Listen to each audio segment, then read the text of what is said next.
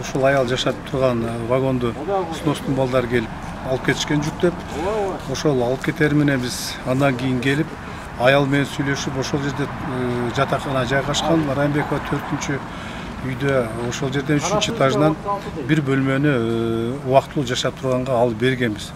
Алып бергенден кийин жамгыр жааган күнү могу азыркы Аманат фондунун жетекчиси келип, кайрадан сыртка алып чыгып, ошол жерге жаткызып, интервью алгандыгы бул анык.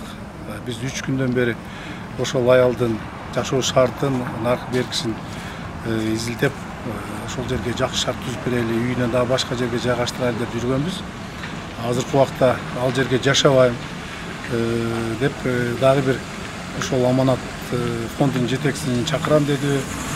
Иши кылып ал жерге жашабайм деп баш тартуу менен кайра көчөгө чыгып алган жеринен кайрадан Карасуский 36-чы үйдүн бир комнат бөлмөгө жайгаштырдык. Ал жердеги жашоо шарты жакшы, туалет отдельный, жатаканасы отдельный, ал жерде жарыктар баары бар. Анан эң негизгиси кышка ал жерге тесттен жылуулук өзү берилет. От жагуу, печке куруу деген ал жерде жок.